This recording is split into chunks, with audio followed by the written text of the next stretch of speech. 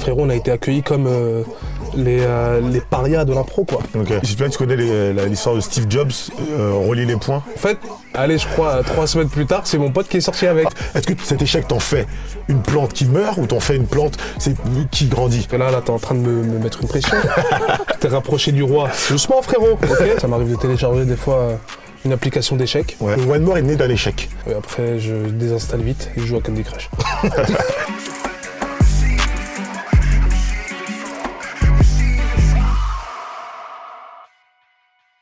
Bienvenue dans notre podcast, la petite émission, le concept, la discussion entre potes. Vous choisissez ce que vous voulez, où on joue aux échecs et où on parle de nos échecs. C'est un très beau concept. Et aujourd'hui, je suis avec Aziz Aboudrar. Comment tu vas, Serge? Ça va toi, Aziz? Ça va très bien. Je suis content d'être là avec toi. Merci, pareil. On va jouer aux échecs. Let's go. On va parler de nos échecs aussi, c'est génial. Exactement. Avant de commencer, est-ce que tu peux dire un petit peu qui tu es? Aziz Aboudrar, comédien, humoriste, créateur de contenu sur les réseaux sociaux. Ok. Et voilà, tout jeune producteur de ma boîte, je commence à produire mon premier truc. On va en parler. On avance. On va commencer à jouer? Let's go. Allez, on va voir si t'es les blancs ou les noirs. Tu vas choisir. Tac, tac, tac. Et les blancs. Let's go. On tourne. C'est parti. On tourne la table. Tu préfères être les blancs ou les noirs quand tu joues aux échecs? Peu importe. M'en fous, c'est des pions. Il y a beaucoup de gens qui ont cette superstition de préférer les blancs. Ouais. Non, je m'en fous. Donc, vu que c'est toi qui commence, c'est moi qui appuie. Quand t'es prêt, on y va. Bonne partie. Aziz. Ok.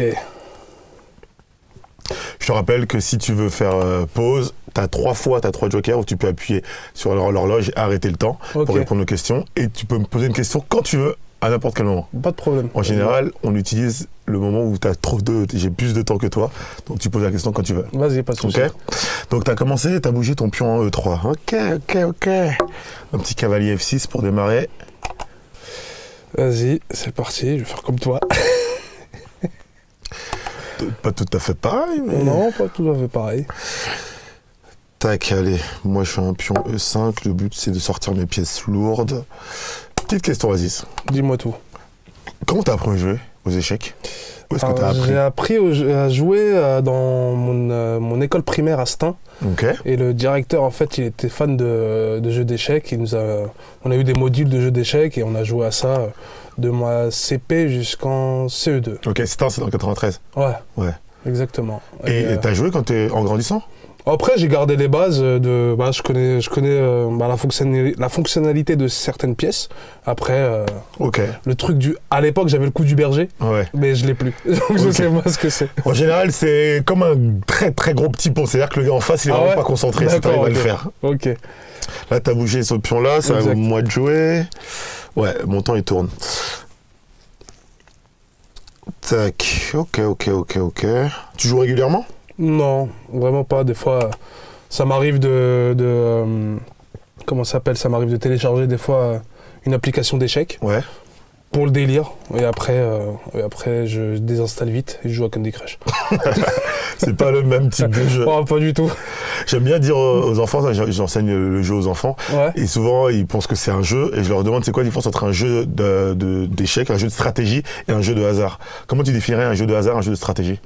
Le hasard, c'est le hasard. Tout est dans le mot. C'est-à-dire que c'est toi et ta chance. Ouais. Stratégie, là, en vrai, les jeux d'échecs, là, on joue en mode bon délire, mais ceux qui sont concentrés, ils peuvent rester là pendant 20 minutes à savoir si je mets ce pion-là, ça veut dire qu'il va attaquer là. Ça veut dire que si je mets celle-là, ça, c'est très stratège. Donc, en plus, j'ai regardé une série il y a pas longtemps, là, le jeu de la dame, là. Ah, ok. T'as aimé? J'ai grave kiffé. Ouais. J'ai grave kiffé. Tac. Tu sais qu'il y a beaucoup de politiciens, même de trafiquants qui jouent aux échecs. Escobar, très bon joueur d'échecs. Les politiciens, des bons joueurs d'échecs. Pourquoi, d'après toi, ces genres de profils-là, ils jouent aux échecs? Parce que dans leur cerveau, je pense que ça doit tourner à 1000 à l'heure. Et à un moment, peut-être que chaque pièce, en fait, c'est des membres de leur parti ou un truc comme ça. Peut-être ça, c'est les pions pour Escobar, c'est les petits soldats. Ouais. Le fou, ça doit être son bras droit ou un truc comme ça. La reine, C'est comment s'appelle sa femme Comment elle s'appelle sa femme d'Escobar Tata, tu vois. T'as les tours à côté, ça doit être voilà quoi, les commandants, les trucs comme ça. Donc il doit se dire ouais, si je dois jouer comme ça, je sais pas, je sais pas comment. Moi je pense que les politiciens, on peut les critiquer sur plein de trucs, mais cette notion de perdre, parce que les échecs, tu joues, tu perds souvent, mais de pas abandonner. La plupart des gens, on n'aime pas perdre. Les politiciens, il faut que perdre des élections. C'est rare, ils ont gagné une fois de temps en temps, et tout le reste du temps, ils perdent, mais ils continuent parce qu'ils ont un plan plus grand que juste cette petite partie-là. Parce qu'ils se disent que si je mets cette pièce-là, peut-être ça va fonctionner, mais si ça fonctionne pas, j'ai déjà prévu. Ouais. D'où l'expression avoir un comment ça s'appelle putain, j'ai plus l'expression. Avoir un tour d'avance. Ah ouais, un coup d'avance. Avoir un coup d'avance, c'est ça, tu vois. C'est vrai qu'aux échecs, on dit. Préparer en fait son coup. Si ça fonctionne pas, t'en as un autre qui va fonctionner peut-être derrière, ou un autre derrière encore, tu vois. C'est ce que j'aime d'ailleurs dans ce jeu, c'est en fait le fait de. J'ai deux choix. Je vais faire un coup, peut-être qu'il va être bon, peut-être pas, il va pas être bon, mais tant qu'il n'y a pas échec et mat, je peux continuer, même s'il n'est pas bon, je peux essayer de trouver un autre. C'est des choses, je pense que. D'ailleurs, c'est quoi ton premier échec, toi, dans la vie? Mon premier échec. Qu'est-ce que tu considères comme ton premier échec? Tu parles de artistiquement ou dans la vie Même dans la vie. Ah, premier échec. Ça peut être un râteau, ça peut être à l'école, tu vois. Ouais, ça a été le premier râteau de ma vie. Premier râteau de ma vie, c'était au collège. C'était au collège. Tu t'en souviens? Ah oui, je m'en souviens. Elle s'appelait comment déjà? Tu te souviens même du nom? Si, elle s'appelait Stéphanie, je me rappelle. Petite blonde mignonne de ouf et tout. Et tu te rappelles, t'envoyais des messages en mode est-ce que tu veux sortir avec moi? Oui ou non? J'ai envoyé à un pote qui l'a envoyé, il lui a passé. Et en fait, il m'a rendu le truc, il avait marqué non. Et là, j'ai vu ça, j'ai fait OK. Et en fait, allez, je crois, 3 semaines plus tard, c'est mon pote qui est sorti avec. Ah ouais, peut-être tu penses qu'il lui a donné? Mais je pense que c'est lui qui a entouré le bâtard. Il est parti le voir et il lui dit t'as un candy up? Non, ok. Non. Non, ça c'est le premier échec. Mais on s'en souvient. On s'en souvient. On s'en souvient. Le premier râteau, il fait mal. Hein. Ouais, on s'en souvient. Il te forge, on va dire. Ouais. Et ça forge en fait les échecs. En fait, soit tu le prends bien et que tu arrives à te relever et après, faut que tu en prennes. Les leçons de ce que t'as eu comme échec, soit t'es débile, désolé, hein, mais soit t'es bête et que tu comprends pas en fait cet échec-là, et t'en feras plusieurs après, tu vois. Mais quand t'es enfant, est-ce que t'as déjà ce recul? Non, est-ce que c'est en devenant adulte? Mais t'es obligé. Ouais. Premier échec de notre vie, c'est quand tu marches et tu tombes. Ouais. Tu vois ce que je veux dire? Ouais, donc c'est-à-dire instinctivement, tu penses qu'on a ce truc oui, c'est dans l'ADN. Ouais, bien sûr. T'es obligé. Tout grand homme a raté énormément de trucs avant d'être la personne qu'il est, quoi, tu vois. Bien sûr. Donc t'es obligé d'avoir des échecs. Et je pense que l'école, je crois que c'est Idriss Aberkane. Ouais, bien sûr. Il en parle souvent et dit que ce qui est dommage, c'est que l'éducation nationale nous apprend pas énormément ce que c'est que vraiment l'échec. Ouais. Et faut apprendre à perdre. Ouais. On a toujours été dans les trucs de faut avoir 20 sur 20, si t'as moins de 10, t'es nul. Ouais. Non, tu vois, si t'as moins de 10, faut que t'expliques pourquoi t'as moins de 10. Ouais. Tu vois, donc comme ça, t'apprendras beaucoup plus tard. Surtout que c'est vrai que ce système d'école qu'on a à l'école, dans la vie adulte, on l'a plus du tout. On l'a plus du tout. Donc ça fait que même les leçons qu'on apprend, on l'a plus après. C'est vrai que l'école, c'est quand même un endroit c'est quand même une usine à échecs quand même. C'est là en fait que t'apprends la vie en vrai. Ouais. T'as à la maison, mais t'as beaucoup à l'école. Ouais. Dans la cour de récréation, les rapports que t'as avec les profs, avec tes élèves. Tu vois ce que je veux dire? Donc ça veut dire que moi je pense que l'école c'est une vraie école de la vie. Ouais. Et que faut apprendre de ses échecs. Et on nous explique pas énormément ce que c'est que l'échec, quoi. Et comment en tirer les leçons, les conclusions de tout ça. Souvent, ça crée de la frustration quand t'as 8 ou 5 à l'école. Parce qu'on te met cette frustration. Ouais. Parce qu'on te le dit, tu connais la prof quand elle est là à distribuer. On va commencer par les meilleures notes. Toi, t'es là, tu vois, tu sais, le sketch de Malik Bentala. Ouais. Ça fait 18, 17, 16, machin. Et dès que t'arrives à 10 ou à 9, bon, Aziz, 5. Tu peux mieux faire, tu vois, des trucs comme ça. Mais tu peux mieux faire, mais explique-moi comment je peux mieux faire, en fait. Bien sûr, tu vois. Et c'est comme ça qu'on avance dans ce système. Est-ce que c'est pas ça qui fait... vas-y, on reprend. C'est à qui de jouer. La réponse va nous le dire. C'est à toi. C'est à moi. Est-ce que c'est pas justement ça qui fait que quand on grandit, on a peur de tenter des trucs? Parce que justement, on a eu cette espèce de honte de l'archouma quand on était enfant. C'est-à-dire, putain, j'ai pas eu envie de tenter. Est-ce qu'il y a beaucoup de gens qui ont pas forcément, qui ont peur de tenter? Je pense que c'est ça. Et je pense que c'est comme tu dis, par exemple, moi, mon premier râteau, si un pote il m'avait dit ouais c'est pas grave, des meufs il y en a plein et compagnie, peut-être que j'aurais pas eu cette frustration là de me dire attends, si je vais voir cette go là, peut-être qu'elle va me mettre un autre râteau, machin, tu vois. Ça, il y en a, ils ont ce truc-là de se dire, c'est pas grave, je me prends un râteau, il y a d'autres femmes, tu vois ce que je veux dire. Mais certains, ça... Ouais, ça te traumatise. Et ouais, exactement. T'as pas envie de retenter, et puis tu peux... En plus, c'est souvent, quand tu laisses trop de temps, ton cerveau, il a tendance à plus vouloir le faire, quoi. C'est un peu le truc, si tu tombes à vélo, tu ne remontes pas tout de suite, en fait, tu vas avoir peur du vélo si tu retentes pas. C'est comme un beat sur scène, frère. Ouais. Tu vois, si t'as pas des potes qui viennent te dire, bon, là, c'était pas top, frérot, mais je pense que tu devrais travailler ça, au lieu d'avoir des gens qui viennent te regarder. Bonne énergie. Hein. Ouais. Tu vois, c'était bien. Ouais. Et après, ils se barrent, et à la fin, toi, t'es là, tu n'as pas eu réellement d'informations pourquoi j'ai fait ce bid là, tu vois. Donc ton cerveau pendant 3 jours il te dit que t'es éclaté, vaut mieux que t'arrêtes, donc ouais, t'as tout dit. Et à toi de jouer, toi tu fais de l'impro, comment tu t'es lancé dans l'impro? Comment je me suis lancé dans l'impro? Attends, je réfléchis d'abord. Vas-y, joue ton coup et après tu réponds, parce que moi j'ai réfléchi un petit peu après. T'as déjà sorti tes 2 cavaliers et tes 2 fous, je fais le malin, mais... ouais. Vas-y. Pour répondre à ta question, l'impro, c'est arrivé dans mon lycée. T'as vu, tu connais Nabil, JC, t'as déjà vu. Eux, c'était mes profs d'improvisation au lycée. C'est-à-dire qu'après les cours, il y avait des modules, il y avait des ateliers, théâtre, slam, danse salsa, hip-hop, il y avait photographie. Et moi, j'étais intéressé par le rap à l'époque, slam, et hip-hop et cours d'impro. Mais c'était plus l'impro qui m'intéressait. Donc, j'ai fait ces modules-là de la première jusqu'à la terminale. Mes 2 terminales, parce qu'on va parler d'échecs, donc j'ai raté aussi le bac. Donc, mes 2 terminales. Et après le bac, ils m'ont fait tester une fois de jouer avec eux dans un cabaret à Bastille. Ça s'est bien passé. Et depuis... on va dire que je suis le seul élève de toute leur carrière de prof d'impro qui est rentré dans leur groupe, quoi. Ok. Ah, donc cool. C'est comme ça que j'ai appris l'impro et c'est comme ça que je suis monté avec les Andais après. Ok, je savais pas qu'il y avait une différence d'âge aussi oui, non, entre vous. Même, ouais. Ok. Et donc rater le bac, c'est un... oh là là, ça c'est un échec de fou, ça aussi. Ouais. Ça, oh là là. Surtout quand tu vois tes potes à toi, avec qui t'as rigolé toute l'année, en plus, ils ont le bac. C'est tellement humiliant, il y a Mais moi je suis passé au rattrapage, frère. Ouais. Moi en fait, je suis passé au rattrapage, donc ça veut dire que j'avais quoi? Je crois que c'était 59 points à rattraper. Ouais. Donc il y avait moyen, tu vois ce que je veux dire, et je suis tombé sur frère, je suis tombé sur une prof, c'était sur quoi? C'était un truc de maths ou un truc comme ça. Et elle a capté que j'étais éclaté, mais elle a essayé de m'aider, compagnie. Bon, je l'ai pas eu, mais frérot, quand tu vois qu'à la fin, tes potos, ils partent à la fac ou d'autres trucs, toi, tu reviens encore dans le lycée avec d'autres gens que tu connais pas. Ouais. Tu dois refaire les trucs et à la fin, Le rattrapage, c'est pas, il n'y a pas la liste. C'est si, t'as la liste, mais t'as marqué rattrapage. T'as marqué rattrapage. Et après, faut que t'ailles voir combien de points t'as rattrapé. Et après, tu la pression, elle est chaude. Moi, je me souviens, je l'ai eu aussi rattrapage. Ouais. C'est la fois de ma vie où j'ai plus la pression. Même, je crois c'était à 18 ans. C'est une pression de ouf. J'ai manqué de 40 points. Et je vais au bac éco, je me souviens très bien. Et je me dis, mon père, il m'a menacé, mais la menace, c'était genre, si je rate ça, il m'envoie en Haïti, aller simple, mais des menaces. Moi, c'était pas des menaces comme ça, c'était plus des menaces, plus de la pression subtile. Ouais. Du genre, tu l'as pas eu du premier coup, tes cousins, ils l'ont eu du premier coup, ta cousine, t'as vu, elle l'a eu du premier coup, machin. Tu vois, en fait, nous mettre en comparaison avec les autres. Je suis pas pareil, moi. Ouais. Par exemple, moi, j'ai l'expérience de ma petite sœur qui a eu son bac S.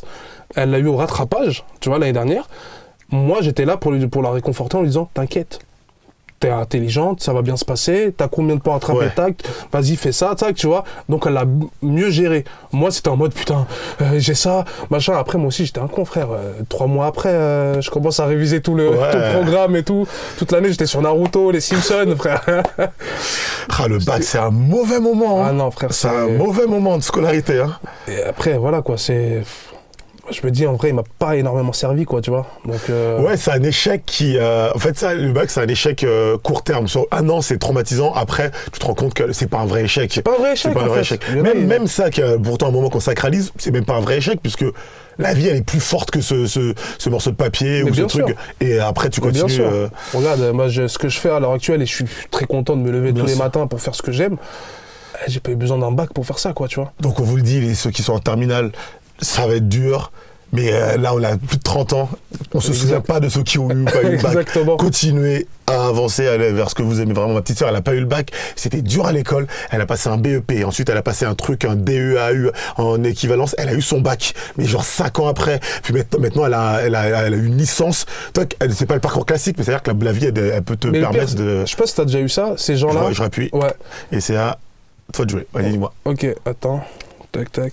Je sais pas si t'as déjà eu ces gens avec qui t'étais dans ta classe, qui à l'heure actuelle, maintenant, on fait des études, on travaille et compagnie, et quand tu les recroises maintenant, c'est alors, tu fais ce que t'aimes, hein. Ouais. T'aimes bien ce que tu fais. C'est cool. Ah, moi, c'est un peu la galère. Tu connais le travail, la famille. En fait, tu la vois dans leur vie où, en fait, ils kiffent pas ce qu'ils font réellement. Et toi, t'as un peu ce truc-là de te dire dans la vie... ouais, peut-être que j'ai pas eu le même parcours scolaire que Watt et compagnie, mais à l'heure actuelle où je suis très heureux en fait, tu vois.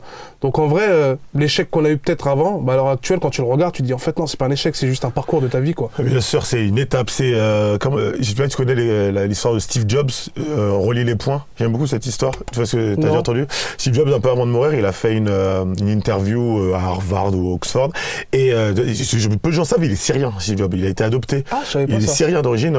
Son nom c'est Habib, je crois. Ok, Habib. d'accord. Donc il a été adopté par une famille américaine, et ses parents adoptifs, sa mère adoptive a dit ce que je veux avec mon fils, je vous le laisse, mais qu'il aille au moins à l'université. Donc Steve Jobs, donc ses parents adoptifs, ils se sont battus pour qu'il était malin, pour qu'il aille à l'université, mais il pas ce qu'il voulait faire lui. Il voulait trop démonter les ordinateurs, faire des trucs comme de geek comme ça et tout. Donc il a été à l'université, mais il s'est cassé au bout d'un certain temps. Sauf qu'il a une famille qui avait pas des masses de thunes, donc il a dû aller pour un mec aussi brillant, c'était relou il a arrêté l'école. Il fait tu travailles, on va pas te donner d'argent, tu travailles. Donc il écrivait de la calligraphie dans un job un peu étudiant. Il n'y avait pas internet, tout ça. Il faisait des cartes postales à la main de visite, de Happy Christmas, Good Happy Thanksgiving, je sais pas quoi. Il faisait ça à la main avec différents typos d'écriture. Tu vois, il avait des typos. C'est un truc éclaté pour lui. Quelques années plus tard, il crée Apple et il crée les ordinateurs et tout. Et en fait, il se rend compte dans les ordinateurs, ce qui manque, c'est que sur le traitement de texte, les polices, elles sont nulles. Toutes les polices d'écriture, elles sont nulles. Et lui, il se souvient de ce vieux stage qu'il avait éclaté quand il était plus jeune, où il a appris Time New Roman, Calibri. Tu vois, ce truc à l'époque, tu sais que c'est éclaté pour toi, c'est ce qui fait qu'aujourd'hui, nous avons tous les PC. C'est la pose d'écriture que Steve Jobs, il avait quand il était en stage dans son truc. Et c'est lui qui a ramené la police d'écriture. C'est lui qui a ramené les polices d'écriture dans la plupart dans les traitements de texte. Et ça, c'est ce qu'on appelle relier les points. C'est que la vie, elle te le dit plus tard que ce truc-là qui avait l'air c'est exactement ça, ouais. Plus tard, c'est pas si nul que ça. Exactement. C'est pas forcément facile à avoir à l'esprit, mais je pense que si tu le sais un peu jeune, c'est un peu important. Non, c'est exactement n'aie ça. pas peur de cette expérience de vie-là. C'est comme moi, là, en ce moment, je fais des théâtres forums. Ouais. C'est quoi les théâtres forums? Théâtre forum, c'est en fait, on fait des petites pièces. Ouais, on fait des pièces de théâtre de 20 minutes. Ouais. On va souvent dans les collèges et les lycées. Okay. Et on nous appelle pour parler de. Dans le collège, il y a un problème d'absentéisme, il y a un problème de misogynie, il y a un problème d'homophobie, un problème de délinquance et compagnie. Donc on crée une pièce de 20 minutes où on tire les traits de malade, où le daron c'est un gros facho, où le prof c'est un pervers, machin et compagnie, tu vois. On fait tous les trucs comme ça où l'élève en question regarde les autres élèves, fait des trucs, et à la fin, c'est la victime. Toujours ça se passe mal, soit se suicide, soit va pour tuer quelqu'un ou comme ça, et on stoppe à ce moment-là. Okay. Sauf qu'on revient sur cette pièce-là et on prend que des bouts des scènes et on demande aux élèves, est-ce que là ça vous a pas choqué? Et les élèves disent, ouais là j'aime pas comment le père il parle à son fils, c'est pas comme ça qu'on parle. Ok, viens. Il vient et il joue le rôle du père et il fait le truc, tu vois ce que je veux dire? Comme les élèves qui font de la merde en cours. Ouais, pourquoi l'élève là il a son portable devant le prof alors que normalement on n'a pas le droit au portable? Viens, tu vas être l'élève qui va dire aux autres de pas faire ça. Et moi la première fois que j'ai eu ça dans ma vie c'était en 5e, c'était à Stein. Et à l'époque, quand on m'a montré le plateforme, j'étais là, c'est pété, je m'en fous et tout. À l'heure actuelle, c'est ce que je fais. Donc. Ce que je veux dire, c'est incroyable en fait la vie, comme il dit Moustapha Latrassi, la vie est folle. La vie, elle est vraiment folle. Elle est folle et elle est belle quand tu arrives à avoir le prisme pour. Ouais, c'est ça. Alors, tu fais de l'impro. L'impro, c'est. Comment d'ailleurs tu définirais l'impro pour ceux qui connaissent pas forcément? C'est à toi de jouer aussi. Ouais. Tac, tac.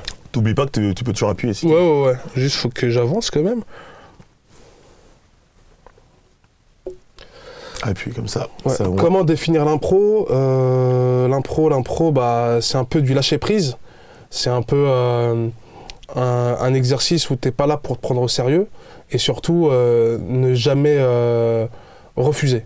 Ok. C'est-à-dire que quand tu es sur scène et que quelqu'un te propose quelque chose à faire, faut que tu acceptes. Ok. Parce que si tu n'acceptes pas, l'impro, elle n'avancera jamais. Ok. Tu vois. Et c'est une belle analogie de la vie, je trouve. Ouais, et t'es obligé d'avancer en fait. Si tu dis ouais, viens, on va en trottinette et on va monter les escaliers, toi t'es là, tu dis non, bah en fait, tu vas jamais avancer. Ok. Alors que si tu dis oui, ok, vous allez monter ces escaliers-là, mais au bout de là, il y a une autre histoire qui va se créer. Donc l'impro, c'est ça, c'est un peu de l'acceptation, oublier le sens critique aussi, c'est-à-dire ce que les gens vont penser de toi, tu t'en fous. Et aussi, c'est créer des histoires, créer des personnages. Et quand t'es dans une équipe, bah, c'est beau parce que, surtout moi, les indés, on se connaît tellement par cœur que quand on va faire quelque chose, l'autre va comprendre, donc on va se relancer sur un autre truc. Alors, c'est à moi, c'est ça ? Ouais, c'est à toi. Je te laisse jouer, après j'ai un truc à ajouter.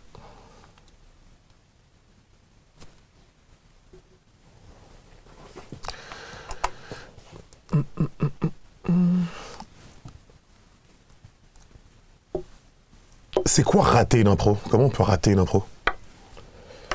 Comment on peut rater une impro ?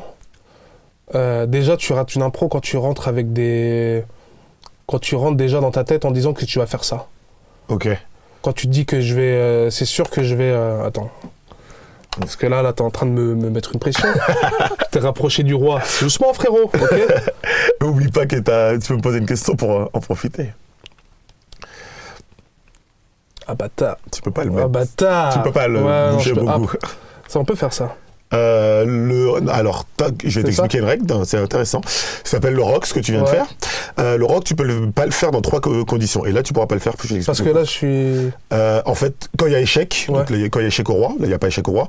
Quand tu as déjà bougé les pièces, tu les as pas encore bougées. Et si jamais pendant le rock, tu passes en échec, tu peux pas le faire. Mais quoi que là, en fait, 1, 2, 3, si tu peux le faire. Mais il est comme ça. Il est comme ça. Okay. Je te laisse le faire. Donc, tu bouges le roi d'abord. C'est tac, tac. 2, tac. Nickel, t'as fait ce qu'on appelle le petit rock. Ok.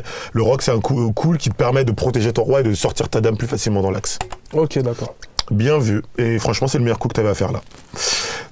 Ça t'empêche pas d'être encore un peu en galère. Ouais, je suis grave en galère. Mais tac, tac, tac. Donc ouais, rater une impro, c'est la refuser.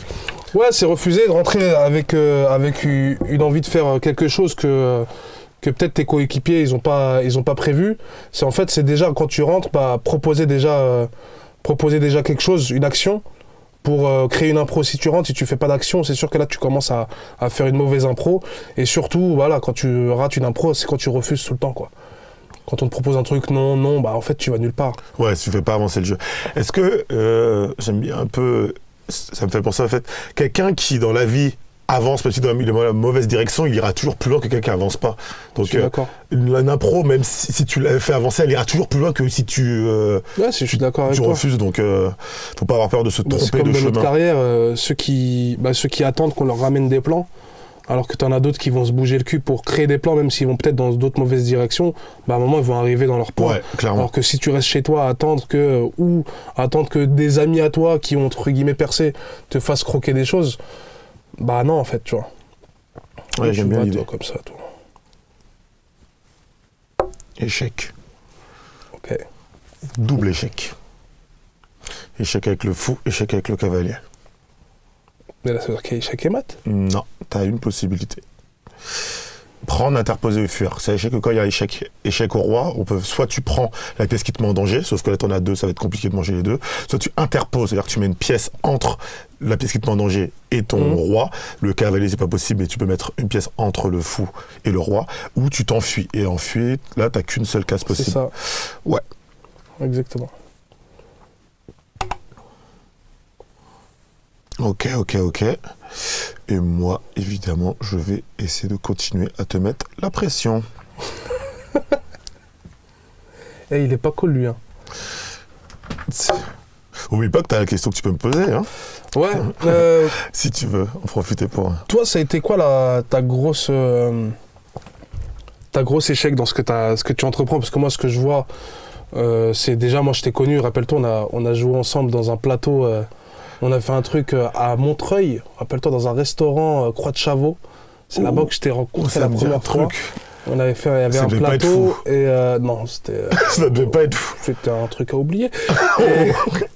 Et je me rappelle que toi, tu commençais déjà à monter sur scène, à créer. T'avais, je crois, déjà ton spectacle et tout. Ouais. Et après, j'ai vu que t'as créé comment ça s'appelle, ton événement. Ouais. One More Joke, c'est ça? Ouais, One More Joke, ouais. Et j'ai vu, t'as fait des petits plateaux jusqu'au Grand Rex. Ouais. Déjà, je te félicite. Merci, parce que, c'est cool. ce que tu crées, pour moi, c'est des exemples que je regarde, tu vois. Merci. Et toi, ça a été quoi ta plus grosse échec dans le game de l'humour? Échec et maths. T'es sûr? Non, il n'y a pas maths. Erreur, il n'y a pas maths. Il y a échec. J'ai voulu me la raconter et je vais répondre à ta question. Je vais comme ça, je te laisse le temps. En fait, là, je reviens sur le One More. Le One More est né d'un échec. J'ai joué au Paname à l'époque et je me suis fait virer du Paname pour une raison. Et en fait, comme beaucoup d'humoristes, et en fait, je me suis dit, je peux pas, j'ai besoin, c'est le Paname payer mon loyer. Je me dis, si j'ai pas autre chose, je commence dans l'humour, je vais mourir de faim en fait. J'avais des dettes à rembourser et tout. Et j'ai créé le One More parce que j'avais besoin de continuer à vivre. C'est ce que tu disais tout à l'heure, c'est qu'il faut que je peux pas rester sur place. Si je reste sur place, je suis foutu. Je savais pas où ça m'emmènerait. Je savais pas que ça m'emmènerait au Grand Rex, sur Canal+, sur la Tour Eiffel. Je savais pas à ce moment-là. Ouais. Mais j'ai juste, il me dit, certes, la Tour Eiffel aussi, il faut que tu crées à manger. Il faut que tu crées un truc. Et tu joues dans un lieu qui te met pas forcément en avant, qui te met un peu la misère. Crée un truc qui va être plus accueillant. Et qui va peut-être te donner un peu aussi de 200, 300 balles par semaine, qui permettra de payer ton loyer. Donc le One More que je te donne, ça naît d'un échec. L'échec de se faire virer du Paname, et qui fait que j'étais obligé de trouver autre chose. Et aujourd'hui, de cet échec-là, c'est devenu quelque chose de plus grand. Donc c'est là où j'aime bien dire, c'est que c'est pas les échecs, c'est temporel, c'est très court-termiste dans l'esprit. Ça devient rapidement. Est-ce que cet échec t'en fait une plante qui meurt ou t'en fais une plante qui grandit? Tu vois, c'est du compost un échec. Non, c'est vrai. C'est exactement ça, du compost. Là, c'est à toi. Putain, c'est n'importe quoi parce que je viens de faire. Si, en fait, j'avais prévu le truc. Il nous reste très peu de temps. Moi, je vais faire ça. Ok. Qu'est-ce que... moi, je vais te dire échec et maths. Il y a échec, pas maths, mais il y a échec, oui, effectivement. Et je peux prendre, interposer ou fuir. Là, je vais décider de... Ah, t'es relou, ton... On va faire ça. Il reste 1 minute. Qu'est-ce que ce serait quoi une belle réussite dans une carrière d'improvisateur? C'est quoi là une belle réussite c'est que nous, en fait, moi je parle des Indés. Hein. Ouais. Notre réussite, c'est plus tard, passer outre l'impro, c'est de créer une pièce de théâtre. Ok. Et ensuite, pourquoi pas faire des films ensemble, quoi. Ok. C'est vraiment... j'y vais? Ouais, c'est toi. Ok. Et un film d'impro, jouant en impro? Ou avec, il y aura un peu de scénario, mais... Non, il y aura un scénar, bien sûr, mais nous, on se connaît, on sait très bien qu'on va, on va improviser comme... On va improviser, quoi, tu vois. Il nous reste 1 minute. Ouais. Qu'est-ce que tu considérais comme un échec avec ta troupe? L'échec qu'on a eu avec notre troupe... Là, je fais n'importe quoi, on y va, parce que... c'est pas si n'importe quoi que ça, hein. C'est pas mal, hein. C'est pas mal du tout, même, hein. Il me reste 58 secondes. Ouais, un échec avec la troupe. Un échec avec la troupe qu'on a eu, nous. Ouais, une mauvaise date. Ouais, ça a été... Pour moi, le plus gros échec, c'était un festival de l'improvisation. On a joué au Théâtre des Deux Ânes. Et en fait, nous, on fait partie on est une troupe, en fait, qui a complètement cassé les codes de l'impro. Okay. C'est-à-dire que nous, on a cassé le 4e mur, c'est-à-dire qu'on parle avec les gens. Okay. Y a un truc qu'on appelle... je me rappelle pas de la règle, mais t'as pas le droit de mettre des personnages connus sur scène ou d'en parler. Nous, on le fait, on s'en fout. Nous, il y a plein de trucs. En fait, on a mélangé l'impro et un peu avec du stand-up. C'est-à-dire que les gens, ils nous kiffent par rapport à ça. Tu vois, et on parle avec les gens et tout. Et on a fait un festival de l'improvisation au Théâtre des Deux Ânes il y a longtemps, je crois que c'était en 2016 ou en 2015. Frérot, on a été accueillis comme... les parias de l'impro, quoi. En mode, pendant qu'on jouait, ça disait n'importe quoi, des trucs comme ça, tu vois, t'es là, pendant que tu joues, tu vois. Et un gars qui prend des notes comme ça, qui nous regarde, tu vois, pas de rire, rien. C'est limite quand on a terminé, c'était... Et après, dès qu'on s'est barré, il y avait une autre troupe d'impro qui arrivait, je crois que c'était les E ou je sais pas quoi, et là c'était standing ovation pour eux. Donc nous, on était là en mode, ah ouais, donc c'est comme ça qu'en fait vous nous accueillez. Vas-y, c'est pas grave, on s'en fout. Mais tu t'en souviens encore à toi de jouer? Ouais. Tu t'en souviens, ça t'a marqué? Bah ça m'a marqué parce qu'en vrai, poto, on est là pour faire de la scène en fait. Tu peux pas coup interdit, il y a échec. Ouais. Ah ouais, c'est vrai, putain.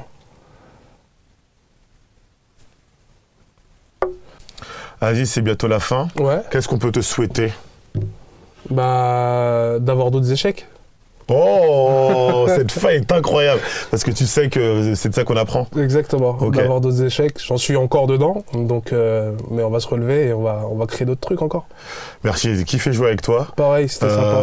Allez les voir. Les indépendants, ils jouent. Les indés maintenant, c'est Les indés, les ouais, indés. c'est fini. Uniquement les indés au Jamel Comedy Club. Au Jamel Comedy Club. Allez tous les voir, vendredis, vraiment, ouais. ils sont très très forts. Aziz Aboudra, JC Muller, Nabil Daxel, Nabil. Antoine Chardy. C'est vraiment une équipe très très cool. Et il a joué avec nous en plus et c'était Ouais, j'ai adoré. très très bon. Ça m'a donné énormément envie de faire de l'impro. C'est vrai? Ouais. Bah, JC il donne des cours. Hein. Tous les J'ai lundis. perdu.